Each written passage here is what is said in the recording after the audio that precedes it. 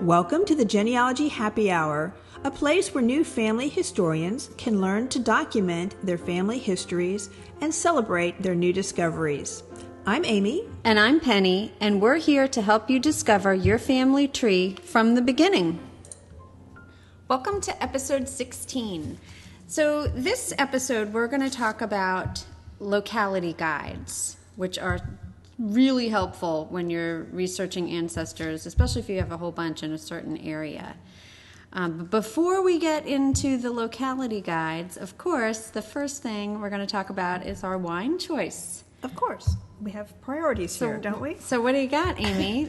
Well, I picked up a really nice red at the grocery store this week. It's actually from Portugal. It's called Mural, and it scored a 91 from Wine Enthusiast. Nice. And it was just sitting there on my grocery store shelf. It's really it's a hearty red wine. It's a blend, I believe. But it's got a lot of black fruit taste to it, and it's one of the most popular wines apparently from the region. So I thought that we would try that one today because it's we haven't done very many foreign wines. No, and this one Portugal was really, really good. Yeah. Yeah, and the label's really pretty with the mural on it. And of course, I connected that to the locality of the mural of the landscape of the land. And I think you were rolling your eyes at me, something like that. Yeah. Cheesy. Anyway, so we highly recommend Mural red wine from Portugal, and we'll have it up on our website. Absolutely. Okay, so another thing that we have both been doing is a little extra reading on the side, just more fun reading, and yet genealogical reading. And that is Nathan Dylan Goodwin's book, America Grand. This is his most current book. Correct. That's out. Now, I have not read any of his books. You recommended him. I've read all his books. Read all of yes. them. But so I read American Ground, which was, like I said, the latest. I think is it the third in the series, the Morton Ferrier series, and these are fictional fiction books about a forensic genealogist in Sussex, in East Sussex, actually, and his escapades in genealogy, and it's their mysteries. It's just great reading. It was a page turner. I could not put the book down once I started reading it. I was really, really very impressed and pleased. So I'm definitely going to grab the other two and read those right away. Do it from the beginning, and they're so fun because he uses a lot of genealogical research techniques that and this guy has this great repository which I had right down the street from me. Right. Yeah. And there's also always something like deadly going on in the background, or his life is in danger, it seems to be a bit, with the things he's finding out and he does portray genealogy to be very dangerous, which I have not experienced yet. Have not. But he does, and that's what I did enjoy about the book, was he takes you through the research process, and he does things that I'm thinking the same thing as the character is finding new evidence. Okay, what are you going to do with that? Or wait a minute, so and so said this. Now I've got to go find this document. So he does. It's good, solid genealogical. And the other thing that's happening is he goes back in time and tells the story of the people that this genealogist Morton Ferrier is researching, and what's happening. So you've got the present day with Morton, and then you have what's really happening to the characters in the past, and it kind of goes back and forth, which is really neat. Right. How are the documents supporting the historical events that he's portraying in the book? So so you really have two stories going on at the same time. And we have links to all his books on our website. That's right. genealogyhappyhour.com. Yes, you can find his books on our website. And click right on it. Yep, click right on them, and it takes you right to Amazon, and you can either download them on Kindle or you can purchase the books there. So highly recommend. Yeah, he's a really talented writer and good genealogical information. Yeah. Okay, well, let's get to it. locality guides. So one of the things that is essential in genealogy is, of course, you need documents. You're looking for documents, you're looking for evidence, but it's very important to understand what records are available and where you can go to get those records. And you can't be looking for marriage records, let's say in South Carolina, at the courthouses because they don't exist. So you're going to be wasting a lot of time looking for things often that may not even exist. So we want to be smart about our research time because it is time consuming and it does cost some money. So let's be wise about our research and either using locality guides or creating your own locality guide prior to going on a research trip will save you a lot of time and a lot of frustration. Right. So there are different, you can have the locality guides can be really extensive or they can be, like one-pagers. And I would say look online first, see if it's already done for your county. Nothing, of course, was done for any of the counties I'm researching. What a surprise. Well, then you're going to be writing some, aren't you? I guess so. But I did find one for Hamilton County, Indiana, and Washington County, Pennsylvania, that were both very good, and had all the repositories listed, and so done, which is great. Did you want to mention the books that NGS has out? Exactly. Well, first there's the first go-to for anyone is the Red Book, which is the American States, Counties, and Towns source, and that lists all the states, and then it breaks down all the counties when they were formed, and it gives sort of a broad overview of research and resources for each individual state. Right. Then the National Genealogical Society has a Research in the States series. Now, not all the states are represented in this series, and periodically they do come out with more publications for different states, but the ones that are available are very well done, they're very well researched, and they go through the state resources, not so much at the county level, but they help explain when the counties were formed, how the state government and the local governments handle documents. So for anyone who, for instance, again, South Carolina is a very challenging state to research in, and the NGS does have one, a Research in the State series for South Carolina, for both Carolinas, North and South. Those would be definitely go-tos for me if I was researching in those areas.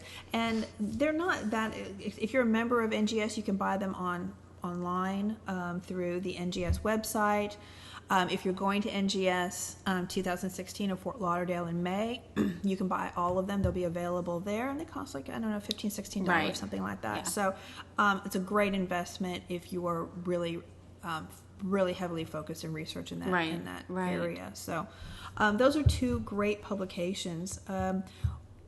Family Search Wikis. Yes. Many of those are those are all written, I think, by volunteers. Some locations have better locality information than others. Sometimes it's very general. Sometimes the links take you to very general, a little too general informational websites, but others are great, and those are also great places to look. So go to familysearch.org, go to their wikis, put in the location that you want to research, and that should give you a good starting place, starting point of where to go. And another spot, which I thought was interesting, is Pinterest.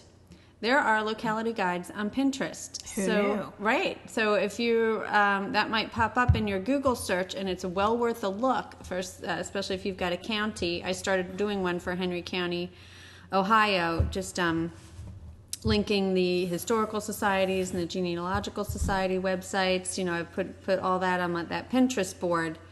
So, yeah. So what are the things that are? So let's talk about some of the things that are included in a locality guide. You're in a locality guide. You're looking at perhaps isolating the information to a county. So what information is available for that county? You're looking at the county level. So of course, the county courthouse. Right. You're going to either call them or you're going to go online and find out what documents are available at the courthouse, what time periods, and are there any time periods that are missing? Have there been any fires? Has there been any record loss? Those are important things to note, because if you're looking for, if your ancestor died in the 1870s, well, maybe the courthouse no longer has those records. They were destroyed. The courthouse may only start having records after 1880. So those are the things that you need to know. You need to know. I'm not going to go there. Yes, they should have that information. Yes. Then next, you would go to the local libraries. Right. So the county library is always a great source of information on local newspapers. They also may have a genealogical collection of published materials that may be of importance to you. And then don't forget the universities in the area. Oh, right. Because they have special collections, and oftentimes families will donate their papers, their family papers, to a local college. So look not only for the county library, but also for the university libraries. Right. And I think we've mentioned before, too, the whole thing of looking on WorldCat, because not all collections are right there where they should be. They might be in a completely other state. Right. So, yes, definitely. Archive Grid will give you the information on where manuscripts are kept and special collections are held. So look there for your particular area. Right. And then, make a list of everything that's available. One of these guides has all the from the library, the local library that they have all the collections for that county that are held in that library, and they have that printed out on. And it seems like a lot of work. It really does. So it's nice if somebody else has already done it for you, and you have to decide as a beginner genealogist, how much you really want to put into your guide. But you should have the basics. So every time you go to research somebody in that county, you're not starting from scratch. Right. This is a resource for you as you continue to work in that county, or your family is researching in that county. Right. If you later find a document and you're going to have to go back to that county to look for additional documents for, say, an affiliated family, you already have the guide done. You already know, okay, this is exactly where I need to go to get this information. Right. Or you can just contact that repository and say, I just need this one piece of, one document. Can you please send that to me, and how much will it cost? Right. So. And this works really well with your research log while you're doing your research. So you've got your log that we talked about in the very first episode, that you're going to mark down where you're looking. You go to your locality guide. You're like, okay, I'm going to go to the county courthouse. I'm going to call them. You mark that down in your log that you've done that. So you're not calling them, like 2 weeks later, you're saying, oh, I didn't look at the courthouse. And then you call them again and realize, oh, yeah, I did. That was the first place I called. And if you don't keep track of that, you're going to redo a lot of unnecessary work. Very true. That's very, very true. Other things that go into the locality guide are the local churches.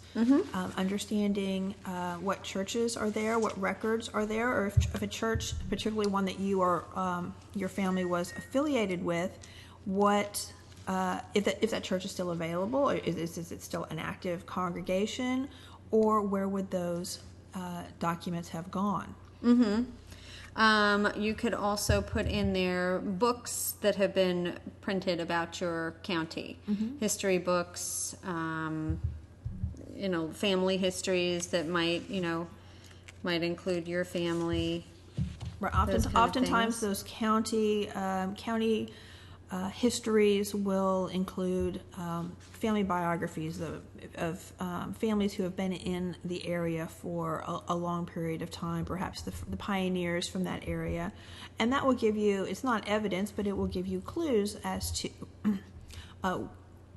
information on your ancestors. Right. Because oftentimes it mentions their parents, their children, where they were living, what they were their professions were, things like that. And in the local history and genealogical societies, they might have publications that are ongoing. And where are those publications at? Are they in the library, or are they at the Historical Society or the Genealogical Society's location? Right. Those are always good things to have. And are they indexed? That's right. Yes, many societies will have done cemetery canvases, and I've found oftentimes that those cemetery canvases can be more useful than going on to find a grave. So they've often been done at an earlier date. Maybe some tombstones have been knocked over or have been lost in the meantime. So check with those local societies to see if they have done any canvassing of because I've found if people on there that I have not found on. That's a good point. That's a good point. So and also, like you said, not only the local genealogical societies but local historical societies. Often they have they may have a repository where they're collecting documents and information from the county. So those are good sources as well. So absolutely. And also write down the times that these places are, all these repositories, write down the times that they're open and the days that they're open, and if they're open on the weekends or on holidays, because that will help you then plan your trip and plan your visits to these different locations. And a map. Always include a map if you think you're going to go there. You'll have it handy right in your guide exactly where you're going to need to drive. That's very important to put into the locality guide when you're creating it, is the current boundaries of that county, but did that county include land and areas that were now in other counties? Sure. So, or was your county a part of a different county? Maybe if your ancestor lived there a long time ago, that county may not even existed. So you may, even though you know that they were, let's say, from Hillsborough County, Florida. Well, that's a bad example because Hillsborough was one of the earlier ones. But let's say your ancestor was from Pinellas County. Well, perhaps their records are going to be in Hillsborough County because Pinellas wasn't created until 1911. So you need to go back to the original county, yes, the parent county, to look for those documents. Yeah. So understanding the history of the county and that location will help you then identify where documents are. You're going to be looking in the wrong county courthouse because your ancestor was there before that county was actually formed. Yeah. That should probably be the very first thing on your guide, is the history of your county. Absolutely. And it can be as in-depth or as light as you feel you need. Sure. And also, I was just thinking of, with the maps of the counties, if you know the location of where your ancestors lived in the county, that's always nice to include that little map as well, just for your personal information, that you can always plot that out. If you have that, if you have land records for your ancestor, it's kind of nice to see as the county changes. You can say, well, that's where he lived. Is close to this church. It'll help you figure out, which churches to go to, and etc. Or if they went over the county line for things. Absolutely. I was about to say the same thing. Yeah, if they're living close to a county line, they may have done most of their personal business in the other county because the other county courthouse may have been closer. Right. Or, they're it was easier to travel to. Sure. So, yeah. Or if you have a state and county in a state that's close to the border of another country, they might have popped over to Canada for something. That seems to have happened. In your family? In my family. In your family? Yep. Right. So, yeah. So once you have a better understanding then of what resources are available in the county, don't forget that the states also have information on counties, and so you should not overlook the state archives, the state libraries, and any state genealogical or historical societies, because in many states, marriage records or county records were actually forwarded to the state libraries and the state archives. So they may have that information where the county no longer has it. Yeah, absolutely. So make sure you check to see what documents and what resources are available for your particular location in those state repositories. Yeah. Now, another place that you need to look before you even leave the comfort of your home is not only the Family Search wikis, but the Family Search catalog. if you put in the state and then the county, a whole list will come up of all of the documents and information that Family History Library has on that particular location. And oftentimes you might find that you can order some of those documents, some of those county documents directly from Family History Library, and then just go to your Family History Center and take a look at those. So they've also been doing a good job of uploading many of the courthouse records that have been digitized on the website, but there are still many of those that are not available. So that's a good resource. And you might have to search through them page by page to find what you're looking for. Yeah, if they're not indexed, but it can be well worth it. And that's familysearch.org. Right. Yeah, great spot. Yeah, so it's well worth creating a locality guide or finding or purchasing a locality guide for the area that you are searching to get a little bit more history on your family and not to waste a lot of time looking for things. You know, when you don't know where to go, you'll have it all written out. It'll be great. Right. So and that way you'll know exactly where to go, what's available, what should be available, and you can either be very diligent in your searches. Absolutely. So I think that's all we can say about the locality guides. Right, yeah, I would definitely encourage you to Google some online and take a look at what's available out there, and then definitely open up a Red Book if you have not. Most libraries, especially if it's a genealogical or research library, will have a copy of that, and they may even have some of the National Genealogy Society's Research in the States publications, and those are really great. We do have links to those on our website as well. Right, yeah, and you can get those on Amazon too. Under the book heading. Right, and then go to the Family Search Wiki on your computer and just look and see for each location what information is there, because that's a good place to start. Absolutely. Yeah, and then they also give you some links to some other places that you can look. So all right, so this is a good way to organize your next research trip. Absolutely. And get the most out of it. Okay, go out there and find something. Find something good. All right, cheers. Cheers. Thank you for listening. Please email us with any questions or comments at genealogyhappyhour@gmail.com. Visit our website, www.genealogyhappyhour.com, for additional resources, books, and wines. Don't forget to drink responsibly and never drink around genealogical documents.